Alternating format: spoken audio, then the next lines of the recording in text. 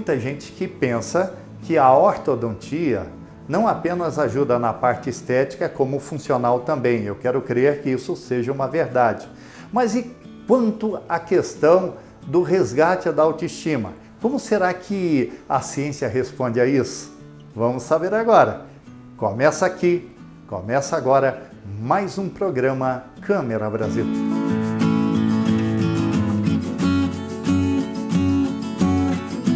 E é bem isso mesmo?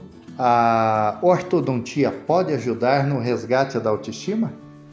Então, pode ajudar sim, mas se a gente for ser um pouquinho mais chato, digamos assim, minucioso para buscar essa informação e for para literatura científica a respeito, a gente vai ver que existe uma dificuldade de uma comprovação certa de que ela traga um impacto na autoestima global, porque isso já está ali um pouco determinado individualmente. Mas em relação à percepção geral de estética, ao bem-estar consigo mesmo, isso sim está comprovado que ela traz esse benefício.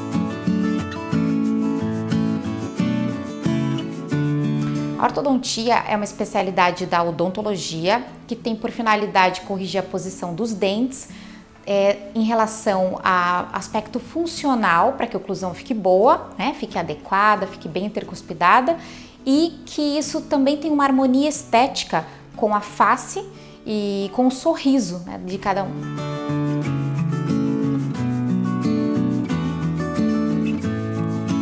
Então, a ortopedia é a capacidade de fazer a modificação, a movimentação dos ossos. Então, se a gente fizer uma comparação, ortodontia é a movimentação dos dentes, ortopedia a movimentação dos ossos.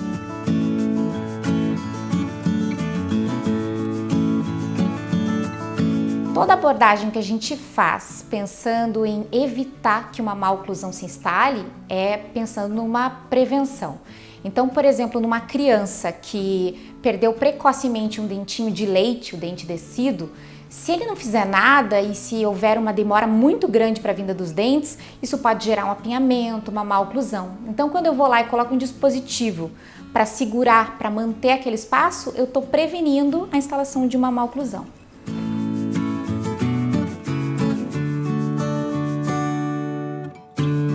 A ortodontia interceptativa é um passo além da preventiva. Então imagine que você não fez nada naquele momento em que você deveria ter prevenido e a má oclusão já começou a aparecer. Ao momento que você intercepta é como se você estivesse evitando que aquela má oclusão se torne mais complexa, mais difícil de ser tratada no momento mais posterior.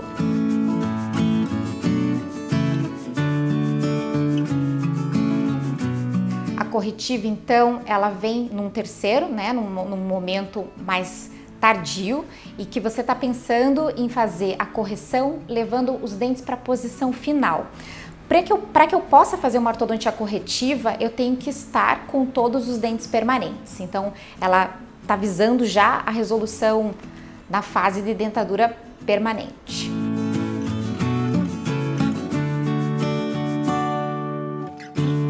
Essa resposta, na verdade, não tem uma resposta. É a resposta que o paciente mais faz.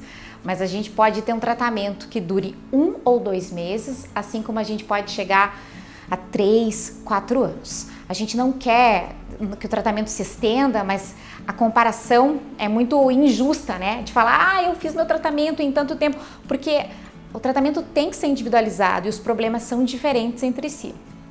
Então, vai dentro.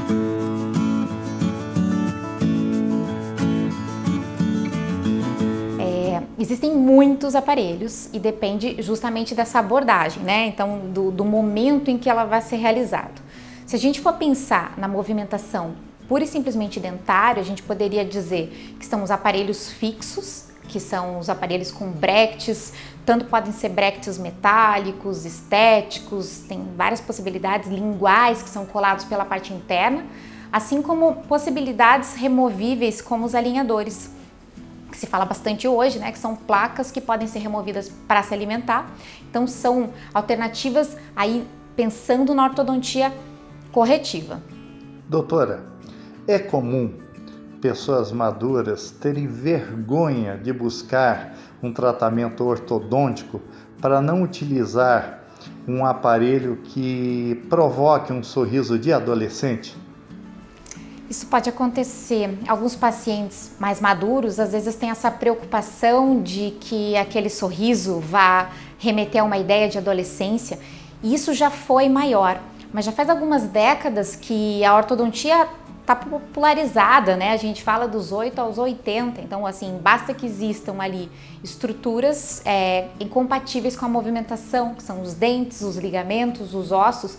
Então, existem também alternativas para quem quer fugir daquelas peças metálicas.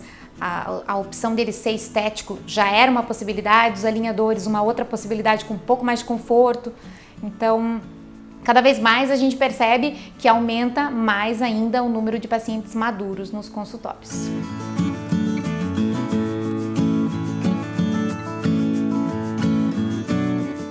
Então, se a gente pensar numa localização assim geral, a gente já falaria em uma oclusão mais funcional, mais adequada, mais bonita, né? Um sorriso, porque o planejamento ele é individualizado para que aquele arcabouço de lábios do sorriso de um indivíduo esteja adequado com os dentes, né? Então esse conjunto estético é a primeira coisa. Mas a gente também tem benefícios como, por exemplo, se eu tiver um paciente que tem dentes muito projetados, muito inclinados para frente, um trauma, né, um tropeção, aumenta o risco de uma fratura. Então, quando você reposiciona, você dá essa proteção. Quando você tem dentes muito apinhados, os dentes estão com muitos giros, aquilo propicia, aquilo dificulta a higienização, então favorece os problemas periodontais. Então, numa esfera bucal, a gente rapidamente pensa nessas coisas. E além disso, né, tem o impacto daquele bem-estar consigo mesmo, por aquela melhora estética e funcional, aquela qualidade mastigatória também. E se a gente for um pouco mais longe, vai pensar em estudos científicos, inclusive, já verificaram que aumenta a chance de você conseguir um emprego, de você conseguir um relacionamento, porque aquilo realmente modifica a apresentação geral daquela pessoa. É correto dizer que um mau posicionamento dos dentes pode provocar, além do bruxismo, o DTM ou a DTM? Não, é incorreto dizer.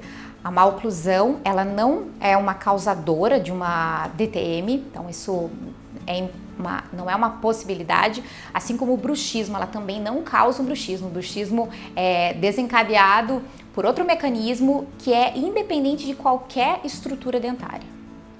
Qual é o profissional habilitado a atuar nessa área e qual a importância de um especialista? Para se atuar na ortodontia, é importante que seja especialista em ortodontia.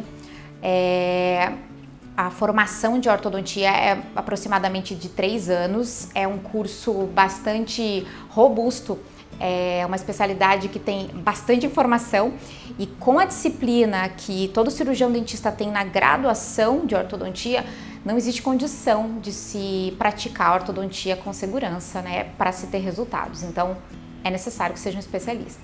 Sabemos que a doutora é uma das maiores referências quando falamos de ortodontia aqui no sul do país. A que a senhora atribui isso e qual é a sua experiência profissional para quem ainda não lhe conhece?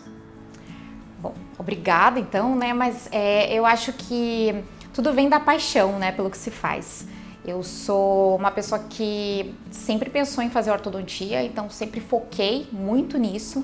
Assim que eu me formei, eu já engrenei no mestrado e comecei a dar aula logo no começo e comecei a trabalhar só com ortodontia.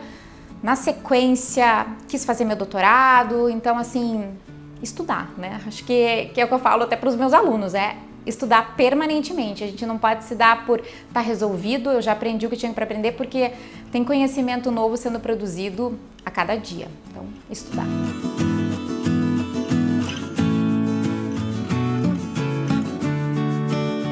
Não, eu sou exclusivamente ortodontista. Na época em que o meu registro foi feito, a especialidade se chamava ainda ortodontia e ortopedia facial. Então essa é a minha especialidade. Hoje em dia, quem se forma e faz o registro, né, no conselho é ortodontia, mas então minha especialização é em ortodontia e ortopedia.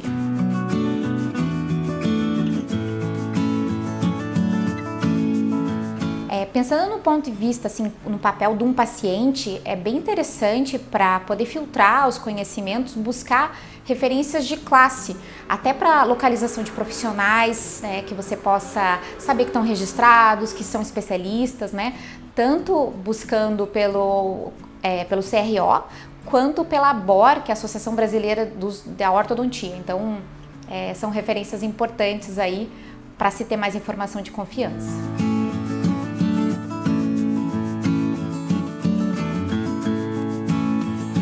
Bom, eu acho que nesse tempo em que tem se falado muito sobre possibilidades ortodônticas com alinhadores e alternativas que às vezes estão conectadas com algumas marcas comerciais, acho que a mensagem que eu poderia deixar é que quando para o paciente vai em busca desse tratamento, tem que se lembrar que quem guia o programa, o software ou o material que está sendo adquirido para aquele tratamento ainda é o ortodontista.